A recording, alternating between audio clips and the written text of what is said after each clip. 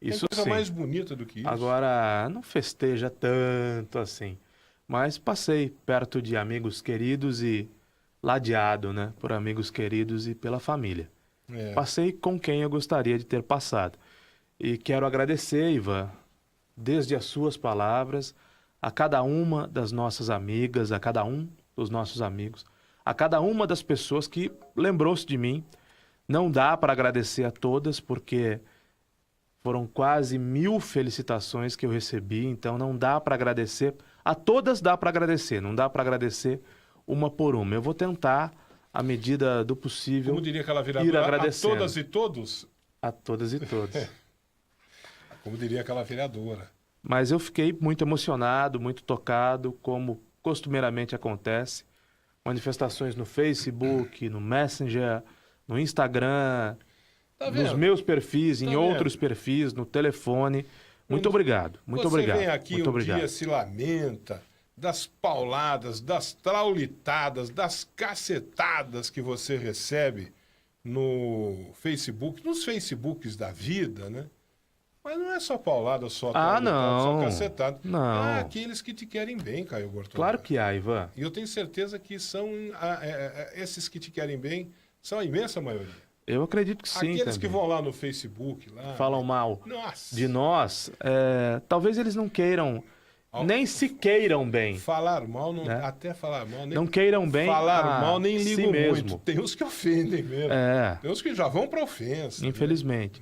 Os haters, né? Essa nova figura surgida a partir das redes sociais. Você sabe, Ivan, que tem um político aqui em Limeira, com mandato, É. que quando candidato, ele trouxe para perto de si um facebookeiro.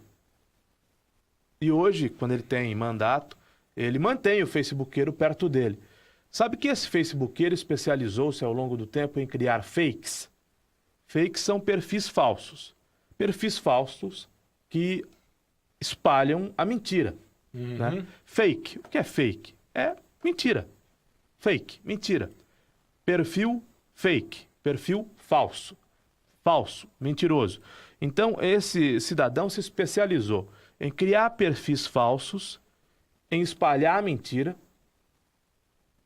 e está ao lado desse político que, quando candidato, já lançou mão dos serviços desse rapaz. E agora, eleito, lança mão novamente dos serviços desse rapaz. Por aí você vê com quem nós estamos lidando, não é, Ivan? Por pessoas que acham normal criar perfis fakes no Facebook. Por pessoas que acham normal criar verdadeiros exércitos, eles chamam de squads, né? De fakes. Há exércitos de perfis fakes no Facebook. Um lado do exército defende o político e o outro lado é uma coisa de doido. E o outro lado do exército ataca o político. Perceba em que ponto nós chegamos, isso é algo disseminado na política brasileira. Há exércitos de perfis fakes, Sim. exércitos de perfis falsos, nem sempre com a intenção de ofender, de atacar, de denegrir. Tem aqueles que defendem.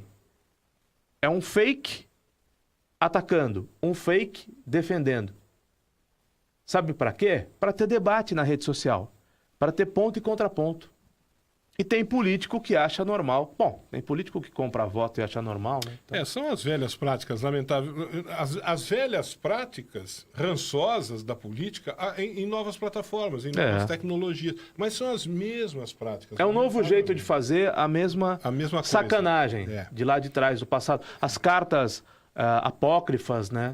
Agora, sabe como é que As você cartas combate anônimas, isso? as denúncias anônimas de tempos atrás, hoje são fakes, fake news, perfis fakes, falsos, mentirosos, squads, né? Fake squads, exércitos de perfis fakes que falam bem e que falam mal. E os políticos vão lançando mão dessa sujeirada toda. Como é que você combate essa sujeirada toda?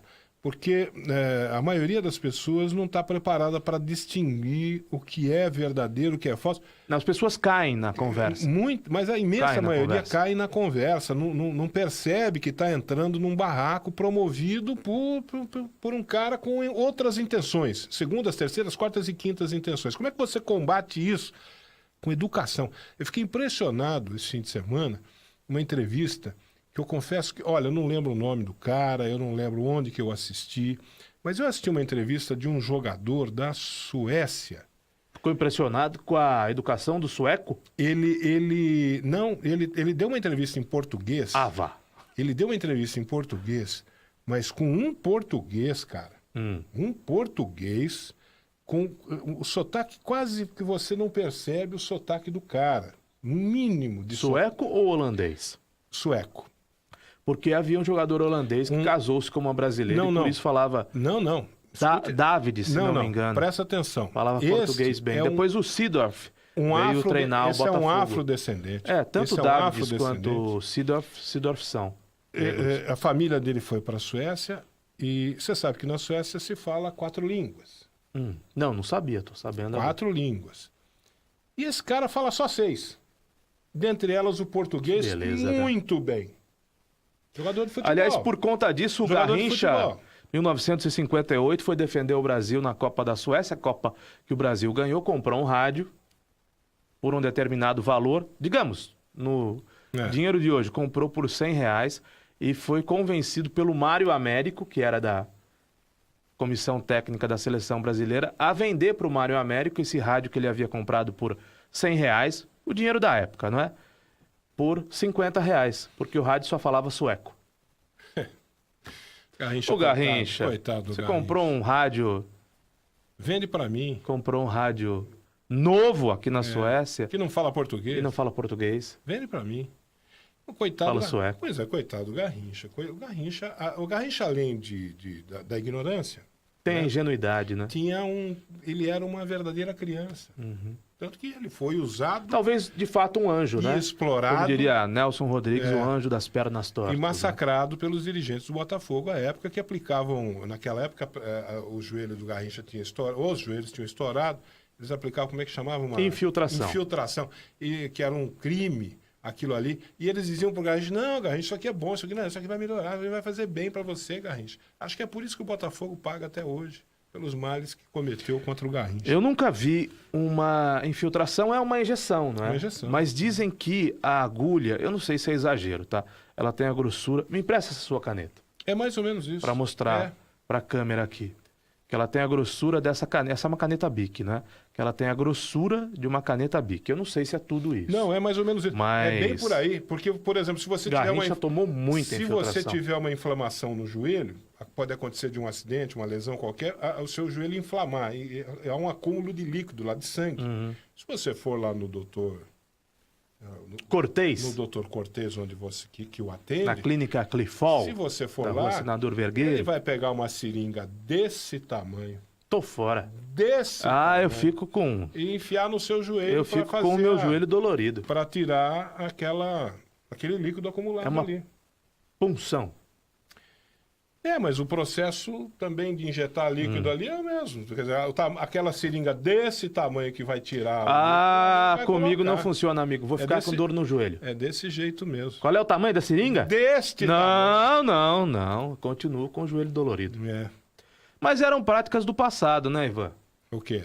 As políticas? A medicina, não. Agora eu tô falando de medicina esportiva. Sim. Não, hoje é quase que... Não havia as ferramentas que há hoje. A medicina esportiva não tinha evoluído tanto quanto evoluiu. Os profissionais não tinham a competência técnica, até porque não tinham acesso ao tipo de informação que tem hoje. Fazem 2 furinhos só. 2 furinhos aí pequenininho, enfiam o troço todo lá. E altíssima tecnologia hoje. Antigamente, quando o jogador operava o joelho, os mais antigos vão se lembrar, demorava um tempão para voltar. Levava um ano para voltar. A tal da artroscopia. Era quase... Hoje o jogador, claro, depende da compleição física dele, mas volta em 40 dias, em 2 meses. Vice-campeão pelo 15 de Piracicaba. Preparador físico da Inter. Quando jogador. Preparador físico da Inter. Campeão em 86. Quando jogador... Em 70 e quando? 70 e não quanto? Não sei, não lembro quanto. 76, será? Não lembro 76, agora. O 15 foi vice do Palmeiras. Que o 15 ficou vice do Palmeiras? 76. Então, o Pitanga se lesionou tendão de Aquiles. Nunca mais jogou. Mas o tendão é mais complicado. Né? O tendão de Aquiles é mais complicado do que uma artroscopia, né? Hoje joga.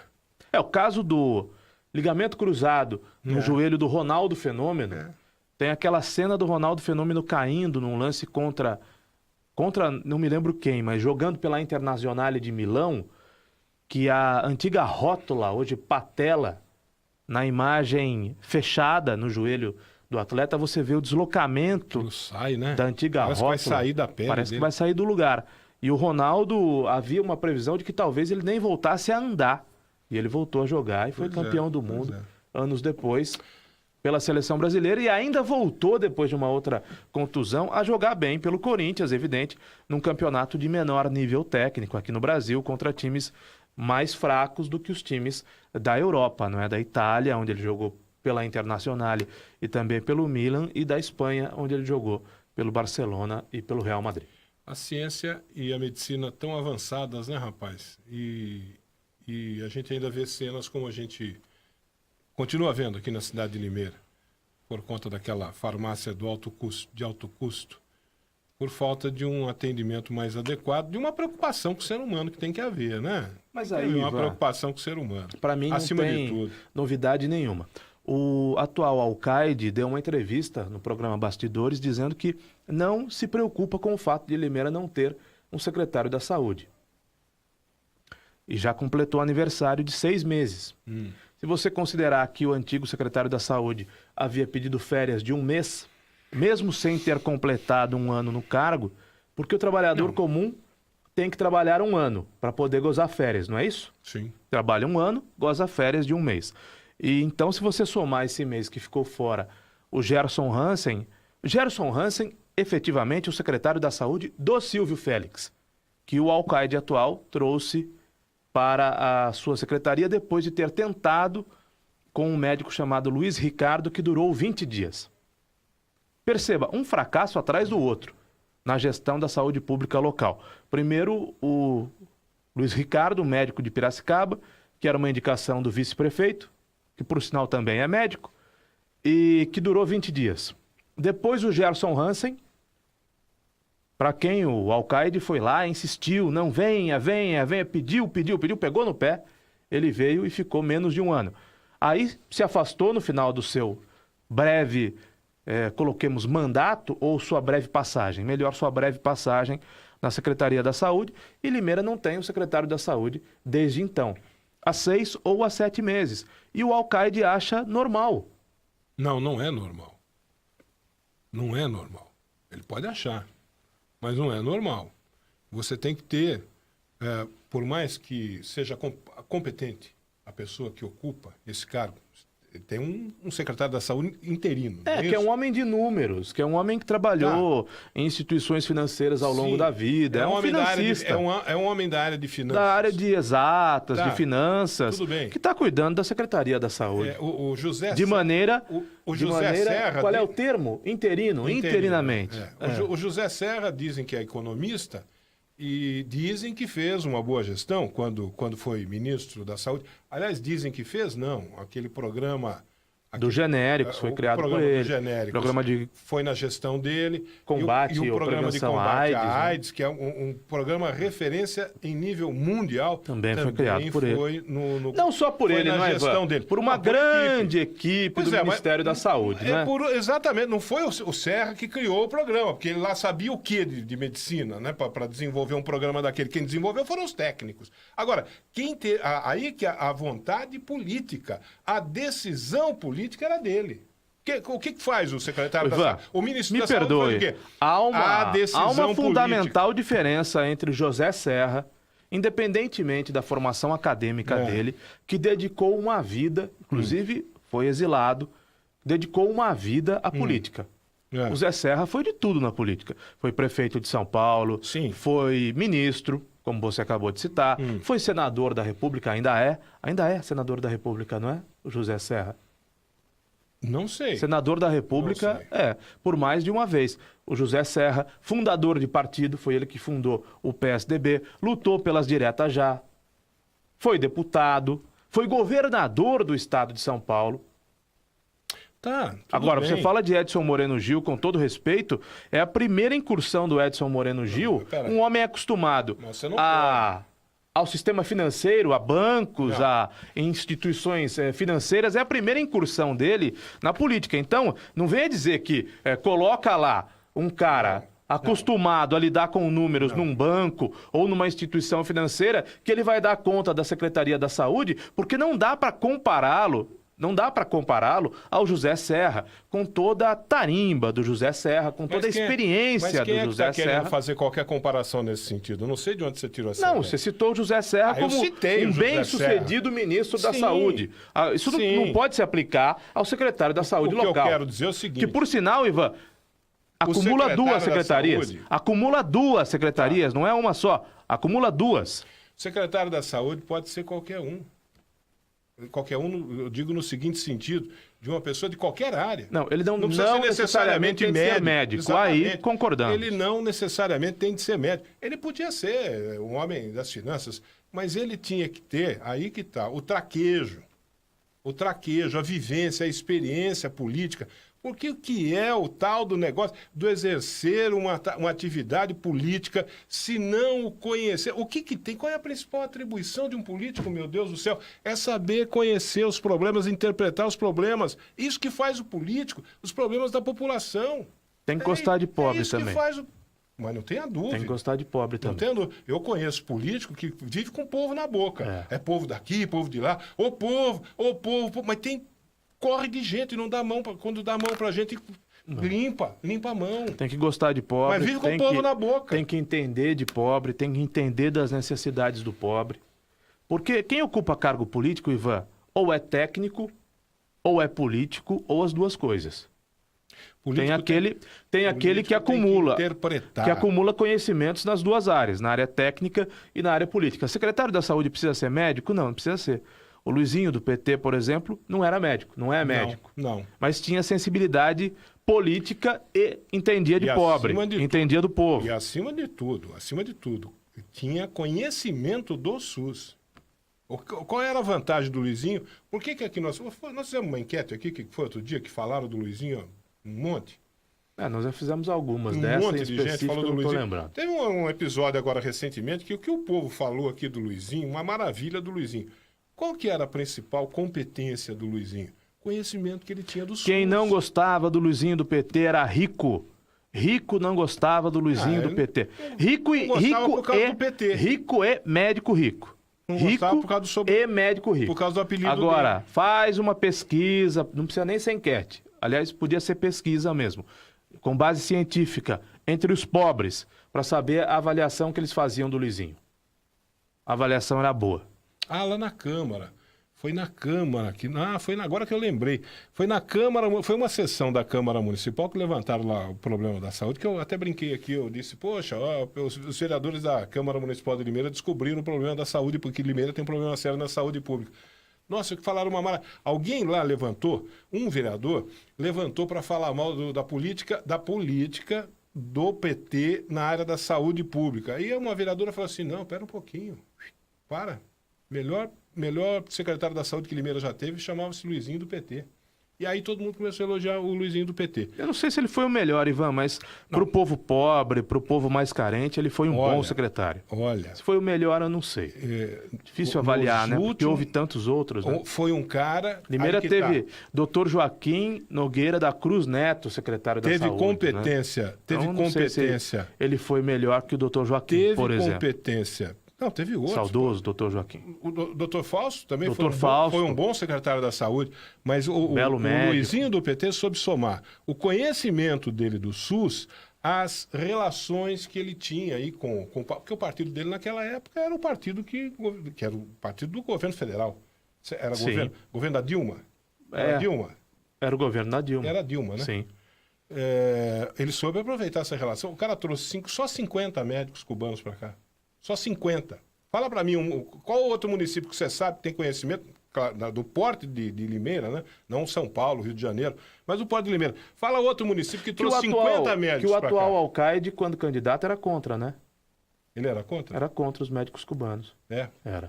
Bom, então tá aí a política. Essa política, então talvez seja essa a política do governo atual para a área da saúde. Essa daí, de trabalhar com o orçamento e não olhando para a população que é atendida. Não, mas essa mecânica era do Gerson Hansen.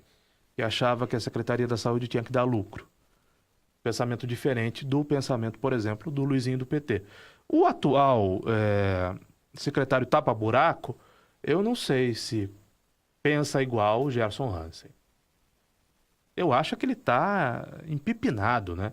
Porque ele é bissecretário, ele tem 2 secretarias para cuidar. No tempo do governo militar, tinha uma discussão na imprensa que era com os ministérios. Que, aliás, a postura do Mário Botion agora, o que ele falou quando ele assumiu o governo, quando ele sentou na cadeira? Eu vou constituir uma secretaria de técnicos, que era o que o regime militar, os generais, falavam. Olha aqui, os secretários, os ministros, eu vou compor um ministro não de políticos. Todo general falava isso. Todo político fala isso. Eu vou compor todo político fala ministério isso. de técnicos. Todo candidato. Aí né?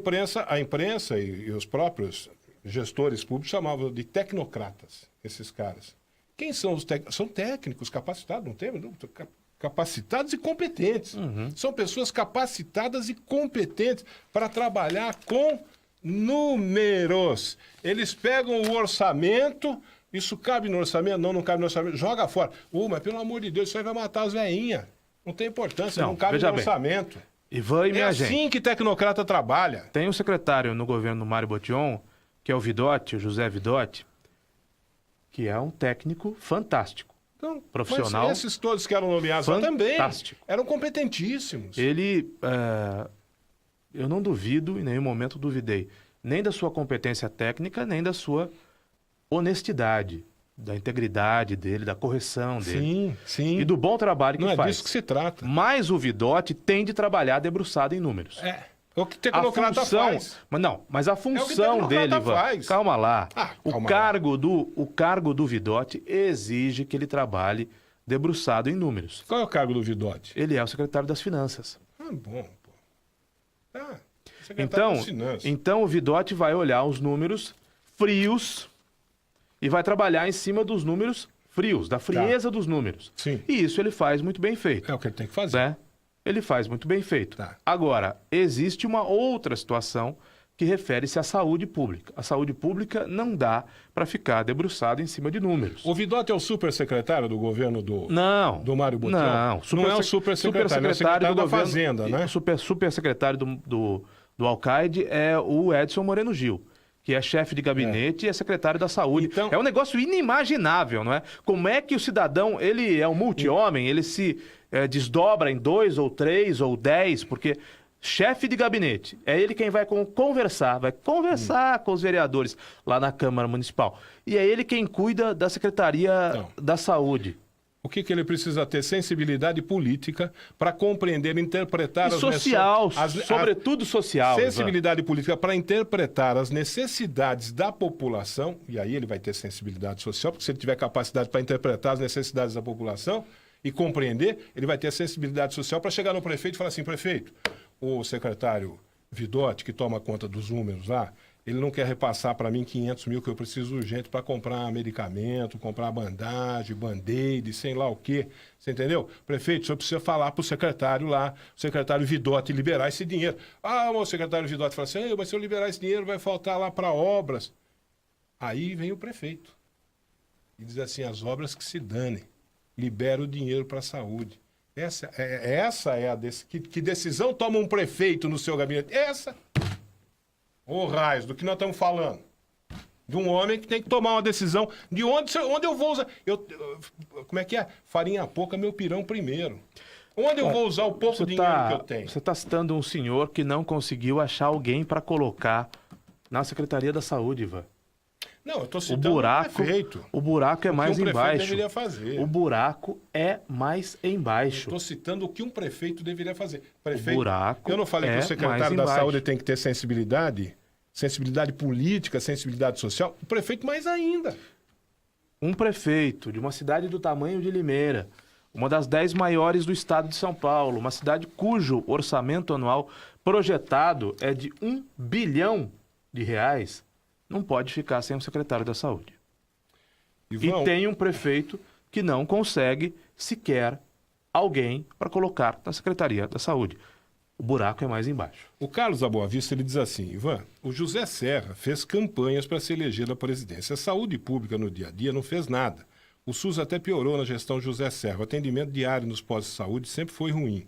Ressalva a gestão do Luizinho do PT, que até o Caio Bortolã detonou por ser do PT. Hoje não admite. O Carlos da Boa Vista. O Carlos... Como não admito, Carlos? Como Você- não admito? você Presta detonou o cara atenção. porque o cara era do PT. Presta atenção nas coisas que eu falo, Carlos, antes de escrever bobagem. Eu realmente critiquei o Luizinho do PT muitas vezes, não foi pouco, não. Não foi pouco, não. Esse sobrenome do PT é muito pesado para qualquer pessoa carregar, inclusive mais nos dias de hoje. para as pessoas de bem. Inclusive para as pessoas de bem. E eu estou admitindo aqui que fiz uma leitura equivocada na época. Aliás, já na época eu percebia isso. No começo, houve ataques muito duros ao Luizinho do PT, inclusive eu o ataquei. E ataquei também os médicos cubanos, que fique bem claro, porque eu não concordava, como não concordo, com duas coisas. Primeiro, por que o médico cubano não faz o revalida? Se o médico brasileiro vai trabalhar em qualquer país do mundo e tem que fazer esse exame revalida. Ah, mas nenhum médico... O médico... Mas não era só o cubano, nenhum médico estrangeiro fez o revalida. O médico Vieram- cubano junto com os, vinha... com os cubanos eram médicos de Portugal, de outros países. O médico cubano vinha para o Brasil e não fazia revalida. A primeira discordância com o programa Mais Médicos. E a segunda discordância era o médico cubano ganhar 10 paus por mês, ficar com 1.000, ainda recebe um auxílio da Prefeitura de Limeira de 2.500, 3.000 reais, alguma coisa em torno disso, para morar. Mas isso não era só no Brasil. E manda 9.000 reais para o regime ditatorial dos irmãos Castro. Isso não era, não, né? isso não era só no Brasil, não era só no Brasil, em todo país do mundo. Eles têm que cumprir Todo país do mundo o quê? que para onde vão os médicos cubanos. Ah, Ivan. Ô Caio, eles têm que cumprir. Então quer dizer que o médico português que você citou aqui, eu não sei da história de nenhum que tenha vindo. Ele manda 90% do seu salário para o governo de Portugal? Não, o médico português não. Ou o canadense Não, o manda cubano. 90% do seu cubano. salário para o governo do Canadá? O cubano manda. O cubano. O cubano O manda para cubano, uma sim. ditadura. O português não. Para uma ditadura. Mas, né? Olha, e esse Que problema... dura 60 anos. Isso não aconteceu só agora. Eu já falei aqui do caso de que a primeira vez que eu vi um médico cubano, no caso era uma médica, a primeira vez que eu vi uma médica cubana na minha vida foi na cidade de Araras. Aquele prefeito de Araras, Varley, é Varley? Um prefeito bastante conceituado, lá foi eleito várias vezes em Araras, acho que Varley, se eu não me engano, Varley. Foi a primeira vez que eu vi uma médica cubana na minha vida, ele que trouxe uma médica cubana para começar a exercer um programa lá na cidade de Araras, programa médico em casa. Era ela que ia de casa em casa. Eu falo isso porque eu acompanhei na época como repórter da televisão, eu acompanhei essa moça um dia inteiro lá em Araras, indo nas casas mais pobres, nas famílias Acho mais que o pobres de prefeito Araras. se refere a Varley Colombini. Eu não me De Araras, lembro. O Varley, acho não que é tenho Varley o nome dele. Era um certeza prefeito muito de que conceituado. era ele, mas né? enfim, vamos Foi lá. eleito várias vezes. Isso, olha, há muitos anos. Foi a primeira vez que eu vi um médico. Então, essa coisa do médico cubano, conversei muito com ela, como é que era essa relação lá em Cuba, como é que era a vida dela em Cuba, como é que era a vida dela no Brasil e tal. Ali tive um pequeno conhecimento, primeiro conhecimento sobre o que é essa coisa do médico. É complicado, é um outro mundo, é uma outra história, é completamente diferente do nosso mundo. É outra. Eu outra entrevistei visão. médicos cubanos que foram trazidos aqui ao estúdio. Eu continuo sendo contra o médico cubano receber do governo brasileiro 10.000 reais, era isso na época, deve ter tido algum reajuste, e ficar com 1.000 ou com 2.000 e mandar o resto para a ditadura cubana, para os irmãos Castro, mas que tem o vivem outro lado. nababescamente na ilha. Sou contra. Mas tem o outro lado. Também tem o outro lado. Eu perguntei para ela, escuta, e quando você vem aqui para o Brasil e você vê como é que vivem os médicos aqui? Ela contou a vida dos médicos lá, a vida dura dos médicos cubanos. A vida do cubano é dura. Como a vida de todo cubano é dura. A vida do cubano ela é me dura. contou a vida dela lá, como a vida dura de todo cubano lá. E me contou a vida dela como médico. O marido dela, inclusive, era médico também. Também estava o marido dela, ela estava aqui no Brasil, o marido dela estava na África. Eles iam se encontrar depois de não sei quantos meses lá em Cuba. E eu perguntei para ela, e como que você vê aqui a medicina no Brasil? Ela falou, nossa, que os caras ganham muito dinheiro, né? Isso é uma coisa que para nós lá não Ninguém nunca viu isso. É um absurdo que esse pessoal ganha de dinheiro aqui. Então, veja, nós temos de um lado um país comunista com uma ideia completamente... Por isso que eu falo que é completamente diferente. E, por outro lado, aqui uma medicina mercantilizada. Não, o que eu estou querendo dizer para o Carlos ou para qualquer outro... ou qualquer outra que não tenha entendido o que eu disse ou que se esqueceram do que eu disse, critiquei mesmo. Critiquei mesmo. Né? E a minha hashtag é Lula preso. Dia 26 agora tem julgamento de um outro recurso. A minha hashtag é Lula preso, cumprindo seus 12 anos de cadeia desta primeira condenação, porque ele vai sofrer outras. Mas na questão do Luizinho, depois que você se aprofunda mais e entende melhor o trabalho que está sendo realizado, sem dúvida que fez um bom trabalho. Para o povo pobre. Deixa eu voltar ao Carlos aqui da Boa Vista, que ele falou que... Ele falou, o José Serra fez campanhas para se eleger a presidência, saúde pública no dia a dia ele não fez nada. O José Serra, ele tem, acho que como todo mundo, tem os seus méritos e os seus defeitos, né? Ele teve o mérito dos genéricos, da implantação do programa dos genéricos, claro que não foi ele que fez, mas a decisão política foi dele. Da AIDS, o combate à AIDS, a decisão foi política, foi dele. Ele tem esses méritos. Você não pode tirar o mérito do cara. Agora, você tem razão, Carlos. Você tem razão quando você faz as críticas ao José Serra. E tenho. Você está falando da questão do atendimento na área da saúde. Eu digo mais. Na gestão do Serra, que a gente tem esses méritos para falar dele, teve só dois escândalos. A do sanguessuga e a das ambulâncias. A máfia dos sanguessugas e a máfia das ambulâncias. Aliás, o prefeito de Piracicaba trabalhava com o Serra naquela época. O prefeito de Piracicaba sabe, se você for perguntar sobre os escândalos da máfia dos sanguessugas, da máfia das ambulâncias, o prefeito de Piracicaba era assessor do Serra, ele sabe muito bem dizer o que aconteceu por lá. Então tem o lado bom e o lado ruim da coisa, que foi bom você falar aqui para a gente lembrar, né? Tem o lado bom e tem o lado ruim. O meio-dia e 28, deixa eu falar do lado bom aqui da Casa das Torneiras. Casa das Torneiras tem soluções para o seu lar. Sabe como? Assim, a Casa das Torneiras tem gabinetes, tem pias de granito, pias de inox, tem cubas de louças. A Casa das Torneiras tem vasos sanitários e metais em geral, viu? A Casa das Torneiras tem aquecedores a gás, elétricos, solares, tem caixas d'água, tem tanquinhos Fioretta. A Casa das Torneiras tem válvulas Hidra, tem caixas acopladas e tem reparos em geral, viu? Casa das Torneiras tem as melhores marcas. Lá você vai encontrar Celite, Docol, Bluckit, Deca, Lorenzetti, Fioretta e muito mais, viu? A Casa das Torneiras, isso também é muito importante, tem as melhores condições de pagamento em até 12 vezes no cartão. Sabe lá o que é isso? Pagamentos em até 12 vezes no cartão. Vá lá conhecer o novo showroom da Casa das Torneiras. Casa das Torneiras, que tem soluções para o seu lar na Santa Josefa 336, aquela rua paralela com a Avenida Piracicaba. A Avenida Piracicaba vai para o bairro, a Santa Josefa traz para o centro da cidade. Santa Josefa 336, anote esse telefone para quando você precisar. 3441-0104 é Casa das Torneiras, 3441-0104. Tem o WhatsApp também da Casa das Torneiras, o 981719696. 981769696. Manda um zap lá pro Marcão na Casa das Torneiras. 12:30, Caio Bortolão. Casa das Torneiras, todo dia no colóquio. Estamos ao vivo em todas as plataformas, no Facebook. Curta e compartilhe. Você nos ouve e vê. Hoje ambos, Ivan e eu, de preto, nesta segunda-feira. Não quer dizer luto, evidentemente, quer dizer que estamos de preto. O Ivan com uma blusa e eu com uma malha pretas, porque tá frio. Hoje de manhã tava frio. Nossa, tava gelado. Agora, no meio do dia, o frio diminuiu um pouco. Estamos também ao vivo em educadora.tv, no YouTube da Educadora. E também estamos ao vivo no portal educadora.am e nos aplicativos para dispositivos móveis, além do bom e velho companheiro ou rádio de pilha. Hoje, 18 de junho, eu agradeci a todas as pessoas que me deram parabéns no final de semana que passou do meu aniversário. No dia 16 de junho, se estivesse viva, faria aniversário a minha avó, Dona Cida, faria aniversário hoje, nesse 18 de junho. Ela que foi embora há quase 2 anos, faria 89 anos. nesse dia 18 de junho.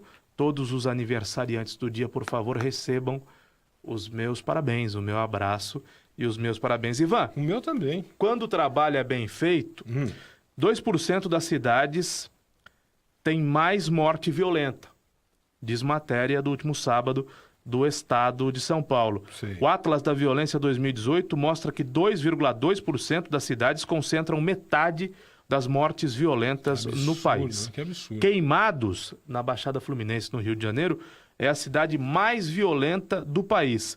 E São Paulo, Ivan, eu estou com a edição de sábado do estado de São Paulo aqui nas minhas mãos, e vou me abaixar para pegar o caderno que caiu. Caiu, pegue lá o caderno que Peguei caiu. o caderno Metrópole, que publicou no último sábado que São Paulo tem 6 das 10 cidades do país com menos registros de violência. Vou dobrar o jornal Estado de São Paulo, não sei se a câmera vai pegar, porque as letras são muito pequenas, mas São Paulo tem 6 das 10 cidades com menos registros de violência. Pode-se dizer, inclusive, que são as cidades menos violentas do Brasil. Atibaia, Tatuí, Jaú, Botucatu, Indaiatuba e Limeira. O Atlas incluiu apenas uma entre as 6 cidades da sua penúltima medição até a última edição. Isso quer dizer, Ivan, que apesar de não ter sido aprovado, e de fato não foi, o governo do Paulo Radiche era um governo de um delegado de polícia que tinha um excelente secretário da Segurança Que era Pública, delegado da Polícia Civil também delegado Maurício Miranda de Queiroz. Hoje na Secretaria da Segurança Pública de Limeira tem um cabo da Polícia Militar. Não tem um tenente, um sargento, um capitão, um comandante, um major, um coronel. Tem um cabo da Polícia Militar. Mas durante 4 anos teve o doutor Maurício Miranda de Queiroz e teve o Paulo Radiche, 2 delegados da Polícia Civil que implantaram inclusive a muralha digital aqui em Limeira. Então, embora o governo Radiche não tenha sido aprovado, é legado do governo Paulo Radiche o fato de Limeira estar entre as cidades menos violentas do estado de São Paulo e entre as menos violentas do Brasil.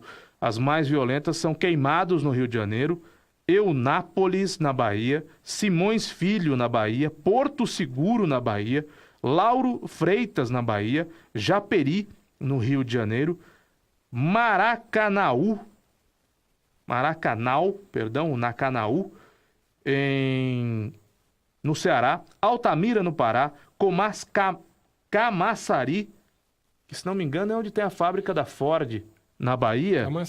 Camaçari onde tem uma E Almirante Tamandaré, na Paraíba. Uma refinaria da Petrobras, né, Camaçari? Se não me engano, a unidade fabril da Ford, uma das é em Camaçari. Lá é um polo industrial. E Limeira está entre as 6 menos violentas, ao menos, do estado de São Paulo. Então, quando há um trabalho bem feito por um prefeito, pelo seu secretário da Segurança, e isso aconteceu na gestão passada, e daqui a pouco o atual alcaide vai querer divulgar isso, provavelmente numa propaganda com dinheiro público, né, paga pelo dinheiro público no Faustão ou no Fantástico, mas nós temos de fazer justiça a quem de fato fez um bom trabalho nesse aspecto, que foi o governo passado, o secretário passado e o prefeito passado. Mas tem um traço cultural nisso daí também, né? Você vê que você citou muitas cidades no Nordeste, e aqui não vai nenhum preconceito, pelo amor de Deus, com os nordestinos, que não tenho nenhum, muito pelo contrário, adoro a cultura nordestina, acho maravilhosa a cultura nordestina, o povo nordestino, não vai aqui nenhum preconceito. Mas o nordestino, e não só o nordestino, outras regiões do país, tem uma... Como, por exemplo, a Baixada Fluminense. A cultura da violência é um problema sério no Brasil. Por exemplo, a Baixada Fluminense, você falou Queimados, né? A Baixada Fluminense, na década do quê? De 50 ou 60, tinha lá um prefeito, acho que Duque de Caxias, que andava com uma metralhadora. Que ele chamava de Lurdinha. Eu lembro do apelido da metralhadora dele. Ele deu um apelido para a metralhadora dele de Lurdinha. Ele andava com uma capa. Como se fosse aqueles bandidos que a gente vê da máfia americana, lá nos filmes americanos. O cara andava com aquela capa. Por que ele andava com capa num sol, num calorão daquele do Rio de Janeiro, da Baixada Fluminense? Porque ele andava com uma metralhadora aqui dentro. O cara enfiava uma metralhadora, meu. era um prefeito da cidade acho que Duque de Caxias, se eu não estou enganado. Ivan, mas isso é muito antigo, é uma referência muito antiga, não, filho, Ivan. É uma referência muito antiga, Ivan. Porque são traços culturais. Você volta muito no tempo, Ivan. Eu volto porque... O senhor dá voltas muito grandes para opinar. Isso é histórico. São traços culturais. No Nordeste, por exemplo, Luiz Gonzaga, o rei do Baião, chegou a entrar no meio de uma briga lá de duas famílias na cidade de Exu. O rei do Baião era de Exu. E tinha duas famílias lá, fulano e cicrano, que começaram a se matar. Começou uma briga entre eles lá, um matou o outro, pronto. Rapaz, aquilo virou um negócio, um noticiário internacional, foi para o mundo inteiro. A notícia de uma cidade que tinham duas famílias que se matavam. Não podiam se encontrar na rua, que saía tiro. Tá bom, mas nós temos de falar... Isso é traço cultural. O rei do Baião morreu há mais de 20 anos. Nós temos de falar da violência hoje. Piores cidades considerando dados por 100 mil habitantes. Queimados no Rio de Janeiro. O número aqui refere-se ao número de assassinatos por cada 100 mil habitantes. Então, em Queimados, 135 assassinatos por cada 100 mil habitantes. Depois, Eunápolis, Simões Filho, na Bahia. Porto Seguro, que é um lugar turístico da Bahia. Lauro Freitas, na Bahia. Japeri, no Rio de Janeiro. Maracanaú, no Ceará. Altamira, no Pará. Camaçari, na Bahia. Almirante, Tamandaré, no Pará. Você pode buscar na história... na Paraíba, perdão. Você pode buscar, vai lá buscar, olha, estou falando aqui de orelhada, vai lá buscar na história desses municípios. Esses municípios não tinham lei, não tinha lá juiz, não tinha delegado de polícia, tinha 2, 3 guardinhas lá, policial mão lambento, sem arma direito, que não tinha como, você entendeu? Como é que você resolvia as pendengas num lugar desse? O nego botava um revólver na cinta e ia discutir com o outro lado. Desculpe, era assim. Você está buscando... Isso é uma cultura da violência. Você está defendendo a cultura da violência para a cultura da... Não estou defendendo. Não, a sua tese está baseada assim na cultura da violência e a minha está baseada no combate à violência. Tá bom. Que combate, então, se você vai buscar, historicamente, se você vai buscar historicamente razões lá em 1900 e Guaraná com rolha, eu prefiro me ater às questões atuais, porque segundo a matéria do Estado de São Paulo, o resultado, de acordo com os pesquisadores, é consistente com o fato de São Paulo ter sido o estado que mais reduziu a violência desde 2006. Registrando no total uma queda de 46,7% da violência. São Paulo é um caso muito interessante porque vem diminuindo sistematicamente, substancialmente. Não, eu acabei de citar. Eu acabei de citar um ex-prefeito do PSB. Isso é propaganda do PSDB. Vai perguntar para os delegados de polícia se eles estão satisfeitos. São Paulo é um caso muito interessante porque vem diminuindo sistematicamente, substancialmente, suas taxas de violência letal. Explicou o pesquisador do IPEA. O senhor contesta números oficiais, o senhor se baseia em números ou da sua cabeça ou números que venham do blog do Paulo Henrique Amorim, aquele jornalista racista que foi condenado por ofender o Heraldo Pereira, jornalista negro da TV Globo. O Paulo Henrique Amorim, aquele jornalista racista foi que você adora, que você se baseia nele, que você se baseia nele. Paulo Henrique Amorim foi condenado à cadeia. Eu me divirto. À cadeia. Paulo Henrique Amorim é racista, engraçado. Foi condenado à cadeia.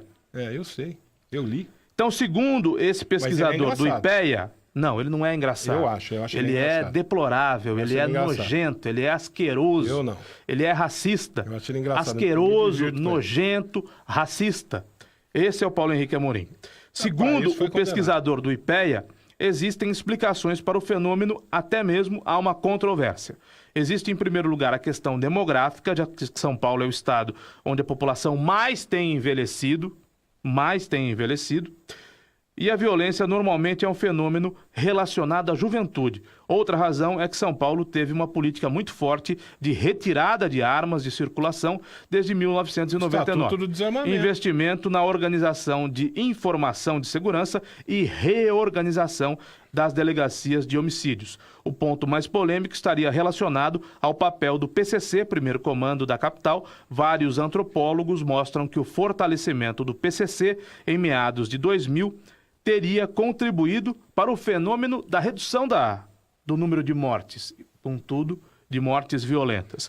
Outros estudos mostram que a queda foi mais generalizada, portanto, houve queda em outros lugares do Brasil. Quando eu digo que isso é uma perspectiva histórica, está muito claro. Nós estamos falando de municípios do sertão do Brasil, do Brasil, mas aquele Brasil mais pobre, mais empobrecido, sertão abandonado. Vou falar aqui de Luiz Gonzaga. Luiz Gonzaga. Nós estamos em 2018. Você vai voltar aos tempos Esse povo não tinha juiz, não tinha delegado. do risca-faca lá no Nordeste. Juiz. Então, é uma cultura, é perspectiva histórica. Ivan, não tinha juiz, não tinha delegado, tinha 3 guardinhas mequetrefe. Tá bom, só que hoje tem juiz, mal tem vestido. delegado, tem tecnologia para identificar crimes, tem muralha digital. Para com Limeira. Pega uma cidade dessa do Nordeste lá, ou do Centro-Oeste, ou do Norte do país, uma cidade dessa lá do Sertão. Pega uma cidade dessa na década de 50, veja como é que era, e pega Limeira na década de 50, veja que era. Limeira tinha fórum, Limeira tinha juiz, Limeira tinha delegado, Limeira tinha investigador, Limeira tinha polícia militar. Então aqui não havia cultura da violência, não era cada um bota um revólver na cinta e vai resolver, como era lá em cima, Caio. É essa que é a perspectiva histórica, meu amigo. Tá bom, você se baseia na perspectiva histórica, e eu me baseio no que tem sido feito para diminuir a violência. Eu cito como exemplo a muralha digital, que quem trouxe foi o Paulo Radich, quem trouxe foi o ex-secretário claro que tem o mérito. Maurício Miranda de Queiroz. Claro que tem o mérito. Conta, e o Moacir Franco me desculpe, do conhecimento técnico de ambos na área de segurança. Moacir Franco que vai tomar no nariz dele, viu? Ele que vai tomar no nariz. Por conta, sim, senhor, pode usar por conta. Por causa... Pode usar por conta, não tem problema do conhecimento nenhum. técnico de cada qual. O Moacir Franco fez frescura, rapaz. Cara cheio de querer dar aula de português a gente ainda. Agora, frescura é o tal do Neymar, que você disse que jogava mais que o Messi e que o Cristiano Ronaldo, hein? Esse pipoqueiro enganador. Que você tanto... Aliás, você defende umas figuras, né? Eu gosto, Lucas Lima fez o que fez no Santos e Lucas você Lima defende. não quer mais jogar bola, rapaz. Né? Neymar fez o que fez, o pai dele... Tal do Neymar pai, fez o que fez para o Santos Futebol Clube. O senhor deveria ter vergonha, sendo torcedor do Santos Futebol Clube, o time brasileiro mais importante fora do Brasil, em todos os tempos, o time que revelou Pelé para o mundo, que foi tratado como foi tratado pelo senhor Neymar pai, pelo senhor Neymar Júnior, pelo senhor Lucas Lima, via Neymar pai. O senhor defende Lucas Lima, o senhor defende Neymar. Eu defendo o Neymar jogador. Quero ver o Neymar ser decisivo como foram. Romário, Ronaldo Fenômeno, Edson Arantes do Nascimento, Pelé. Mas quero ver ser decisivo, quem foi decisivo o seu Neymar. Quem foi decisivo no jogo de ontem? O único que teve um lampejo. Coutinho. Foi Felipe Coutinho. O único. Um lampejo. Num instante, ele quase que resolve o jogo.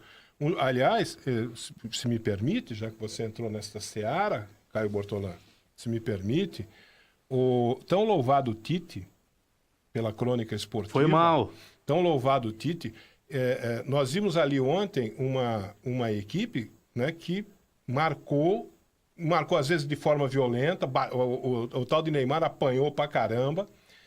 Apanhou do mesmo jeito que o Robinho apanhava no auge, que o Ronaldo Fenômeno apanhava no auge, que o Rivaldo apanhava no auge, né? Que o Romário apanhava, que o Bebeto apanhava. Você tem razão. Não sei por que essa proteção ao Neymar. É Copa do Mundo. Podem fazer falta no Neymar? Neymar é craque. Não é craque. Vai apanhar craque é o português. Craque é o gajo. O português é outra história. O gajo é de outro planeta. O português é outra história. O gajo é de outro planeta. O português é outra história. Mas o Neymar é craque. O Neymar é craque, sim, senhor, é craque de bola. Agora, cadê nessa hora em que você não tem... Você tem uma marcação daquela, como eles fizeram, aquela muralha que eles implantaram lá, que o individualismo lá, aquela capacidade do jogador brasileiro, a capacidade criativa do jogador brasileiro não consegue resolver. Cadê o coletivo que não funcionou também? Cadê o coletivo? A seleção brasileira de futebol... A seleção brasileira de futebol só dará certo quando o Neymar for pro banco. O Tite só foi campeão quando foi campeão nas equipes que dirigiu, porque a estrela era ele, o Tite. Fala isso. Eu sou corintiano. O corintiano que acompanhou esse momento espetacular que o Corinthians vem vivendo, desde que voltou para a primeira divisão. Em 2007 o Corinthians caiu para a segunda divisão. De 2008 em diante, esse momento espetacular que o Corinthians vive de ganhar absolutamente tudo, teve como um dos seus principais responsáveis Adenor Leonardo Bach, o Tite. Com equipes que não tinham estrelas, com equipes que jogavam um futebol colaborativo, já que é para usar um termo novo. Cadê? A seleção brasileira de futebol só ganhará a Copa do Mundo se jogar de maneira colaborativa, como foi, por exemplo, em 1994, quando o Brasil tinha no meio de campo 3 volantes. Aliás, tinha 4. Era Dunga, Mauro Silva, Mazinho e Zinho. O Zinho pode ser entendido como um meia, mas eram 4 volantes. Aquele time pragmático do Parreira, que girava a bola, tinha muita posse de bola e que tinha 2 grandes atacantes na frente, um deles genial. E ganhamos a Copa do Mundo daquele jeito? Mas ganhamos. Que graça tem. Ganhamos a Copa do Mundo. Pô. O Bebeto lá na frente e o Romário, esse sim, decisivo. Agora, eu nunca vi, o Romário não tem uma tatuagem no corpo. O Romário não usa brinquinho. O Romário não pintava o cabelo toda semana, não fazia um penteado diferente, como, por exemplo, esse penteado ridículo do Neymar.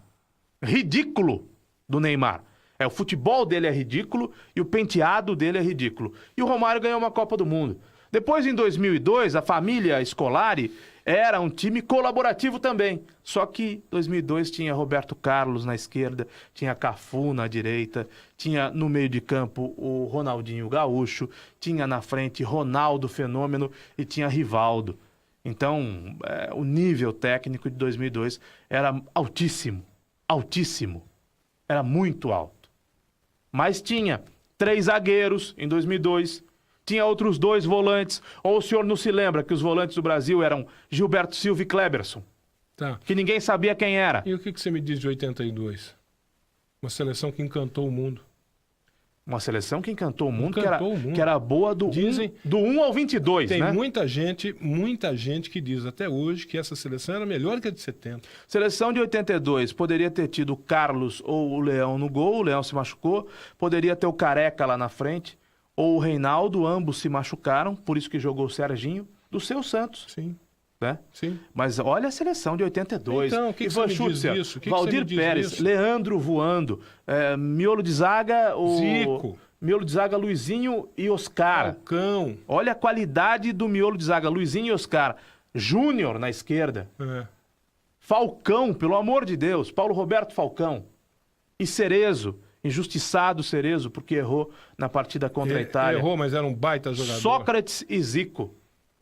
Serginho e Éder Aleixo. Era só a seleção de 82. Que não levou Reinaldo, que não levou Careca, que não levou Emerson Leão e que foi, depois das seleções que tiveram Pelé, né? Sobretudo 58, 62 e 70, a de 82 foi a melhor delas. Futebol tem dessas coisas. Foi a melhor delas. Futebol tem dessas. Futebol é um esporte ingrato. Você muitas vezes é superior, qualidade técnica superior, e vai um time lá de qualidade técnica inferior e te bate. Esse é o Brasil era para tomar 7-1 da Alemanha. O senhor sempre ataca. O Brasil era para tomar 7-1 da Alemanha. O senhor sempre ataca e eu sempre defendo TV Globo. O senhor sempre ataca e eu sempre defendo Galvão Bueno. Agora deu no saco. Não narra jogo, pô. Eu não assisto. Agora deu no saco. Eu não assisto. Deu no saco. Eu defendo aqui, é fato. Futebol é negócio. Futebol é um grande negócio. Né? A Copa do Mundo é o maior dos negócios. A Copa do Mundo terminou de quebrar o Brasil, né? Essa loucura do seu Lula, do PT, de trazer a Copa do Mundo para o Brasil. Mas a Copa do Mundo de 2014 foi a mais lucrativa da história para a FIFA. A FIFA nunca, para usar um jargão do ladrão que está preso lá em Curitiba, nunca antes na história desse país e deste planeta, a FIFA ganhou tanto dinheiro quanto na Copa do Brasil. Falar em Lula, ele vai comentar hoje. Assista lá a TVT. Eu não programa perco tempo. Programa do Trajano, eu não perco tempo. Ele vai comentar. O senhor que é de esquerda, ele vai comentar a Copa do Mundo lá hoje. Mas nós temos a nossa comentarista também. Nós temos uma comentarista aqui também. Pega na minha pasta aí, nossa comentarista. Faz favor, Gustavo. na minha pasta. Acha a nossa comenta. Se o Trajano vai levar o Lula, a gente tem uma comentarista, uma mulher, uma comentarista para comentar a Copa do Mundo aqui no nosso colóquio. Eu só quero dizer o seguinte, se o Brasil não jogar de maneira colaborativa, se não acabar com essa farra que a TV Globo faz em cima do Neymar. O seu técnico. Do Neymar. Você acha que é o melhor técnico do mundo, Tite? Mas o Neymar podia ter saído do jogo ontem. Para entrar, por exemplo, o Douglas Costa. Cara, você tá de brincadeira. Podia ter saído, não fez nada.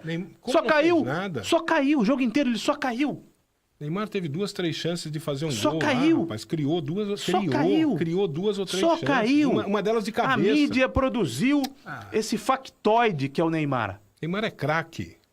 Craque só na cabeça do Ivan. Não, na minha cabeça não. Craque é o português que joga sozinho e que faz 3 gols na Espanha. Numa abertura de Copa do Mundo. Esse é craque. Tostão. Esse é craque. Tostão deu uma entrevista semana passada. Tostão deu uma entrevista semana passada naquele programa 1 a 1 lá, do Sport TV. Vá e falou sobre Neymar. Vá ouvir, vá assistir para você ouvir o que Tostão falou do Neymar. Craque é Cristiano Ronaldo. Campeão da Eurocopa, carregando nas costas a seleção de Portugal. Empatando com a Espanha, carregando nas costas a seleção de Portugal. Fazendo 3 gols, decisivo. Melhor, inclusive, que o seu Lionel Messi. A Dilma não tá aí? Não tá aí a Dilma? Não puseram a Dilma aí comentando? Bom, mas não é possível. A Dilma vai ser a nossa comentarista. Se o Trajano vai pôr o Lula, nós vamos pôr a Dilma. Mas para encerrar o colóquio, coloca, por favor, o Ratinho, que tá no Facebook da Educadora, o vídeo do Ratinho, do SBT, que diz o que eu penso sobre Copa do Mundo, sobre Brasil, sobre esse período triste do Brasil com o PT na presidência, sobre a Copa passada de 2014, quando nós perdemos por 7-1 dentro de campo e fora de campo também. O vídeo tá no Facebook da Educadora. E ontem começou de um jeito esquisito, viu? Empatar com a Suíça. Não me venha com essa história que a Suíça a Alemanha perdeu. É a sexta no ranking. Do México. Eu não sou alemão. A Alemanha perdeu do México, Caio. Eu não sou alemão. Você não é alemão, a Alemanha é campeão do mundo. Eu sou alemão. Perdeu do México e tomou um vareio do México. Eu não sou alemão. Tomou um vareio, campeão do mundo, tomou um vareio do México. Esse técnico que não serviu pro São Paulo, inclusive, né? O São Paulino fez que derrubaram o Osório, né? No São Paulo ele não servia. No São Paulo não tinha ninguém pro cara trabalhar. No São Paulo ele não servia. Não tinha ninguém lá. Mas quem tem no México? Vai trabalhar com quem? Quem tem no México? O Chicharito. Só o Chicharito. Chicharito, rapaz. Quais são os outros 10? Chicharito. Quais são os outros 10 da seleção do México? O Juan, o José. O Jesus. Jesus. E a Maria também, pô. Meu Deus. Meus caros. Eu vou embora então, Caio Bortolão. Não, vamos terminar. Não achei a minha comentarista. Mas vamos terminar com o vídeo do Ratinho, ele dizendo o que pensa, agradecendo a Casa das Torneiras, agradecendo a audiência de todos. Vem aí o Educador a meio-dia, mas nós vamos terminar com o Ratinho dizendo o que ele pensa e o que eu penso sobre Copa do Mundo. Embora meu coração torça pela seleção, eu quero que a seleção vá bem, é evidente que eu quero. Mas o que aconteceu ontem, aí vai justificar que foi falta no Miranda, não conseguir fazer 2 gols na Suíça, que teve um pênalti que o juiz não deu. Até quando, hein? A gente vai alimentar essa cultura da desculpa. Não jogou suficientemente bem para fazer 2 gols na Suíça. Time que não tem tradição internacional nenhuma. A Suíça foi bem nas últimas competições. Eles marcam com competência. Marcam com competência e o Brasil precisaria ter criado com competência. Eles são competentes para marcar. Né? Se o Tite não tivesse medo de tirar o Neymar e colocar o Douglas Costa, propor algo novo, porque trocou um volante pelo outro, trocou um segundo volante pelo outro. E aí? Trocou um centroavante pelo outro. Nós tivemos um técnico que trocou 6 por meia dúzia. Não modificou o panorama do jogo. E o Brasil voltou a empatar um jogo desde 1978, na Copa da Argentina, aquele escárnio que a Argentina ganhou, naquele jogo contra o Peru. O Brasil não empatava um jogo de estreia numa Copa do Mundo. Põe o Ratinho aí para encerrar o programa, nós voltamos amanhã, Ivan. Tá bom, então eu vou deixar o Ratinho aí. Um abraço a todos, muito obrigado pelo carinho da audiência. Até amanhã, se Deus quiser. Caio Bortolã. Até amanhã. Vai começar. A Copa vai começar quando? Vai começar sexta-feira, né? Não, amanhã? Amanhã, meio-dia, vai começar a Copa. Engraçado, eu não estou ligando para a Copa. Engraçado, né? Sabe por que eu não estou ligando? Que toda vez que eu penso na Copa, eu penso da roubalheira que eles fizeram nos estádios. 1 bilhão para lá, 2 bilhões para cá, fizeram um estádio em Brasília que ninguém joga, ou lá no Amazonas, que não sei se é para ir para andar coco, ou sei lá, fizeram estádio onde não tem time de futebol. Roubaram um monte de dinheiro. O estádio era para custar 1 bilhão, foi para 2 bilhões. Aí de repente a gente vê o hospital, criança morrendo por falta de remédio, mulher que não consegue ter filho porque não tem médico. É uma loucura, estrada que não dá para ter nada porque não tem dinheiro para fazer. Quer dizer, roubaram tanto que eu não consigo gostar da Copa. Eu queria gostar da Copa. Mas aí eu lembro daqueles trilhos, gastaram 1 bilhão para fazer lá um trilho lá em Cuiabá. E o trilho não funciona até hoje. E teve uma ponte lá em Minas Gerais que caiu no meio da confusão. Não fizeram porra nenhuma. Então eu começo a querer torcer para a Copa. Aí me dá esses problemas. O que está acontecendo comigo que sempre gostei da Copa? Que eu sempre gostei da seleção. E dessa vez eu estou gostando da seleção, mas não estou gostando da Copa. Eu não sei porquê a gente vê tanta gente pobre e tanta mordomia para a seleção. Será que é por isso? Mas eu não sei se é. Eu quero que o Brasil ganhe. Mas se o Brasil ganhar a Copa, o que eu vou ganhar? O que você vai ganhar? Brasil, nós somos essa. Aí você vai no hospital e não tem remédio. Então você não ganha nada, meu irmão. Você não ganha nada. Então o que nós temos que fazer é prestar mais atenção na política e menos atenção na Copa. Você está pensando? Boa tarde, educadora. Vem, educadora. Vem nessa onda, educadora. Vem. Abra um sorriso, solte o grito da garganta. Nos 4 cantos do país, vem com a gente, com a educadora. É um novo tempo pra sonhar, basta você só acreditar. De mãos dadas vamos juntos. Vem nessa onda você também. A esperança que muda o mundo. É nessa onda que eu vou. Vem nessa onda você também. A esperança que muda o mundo.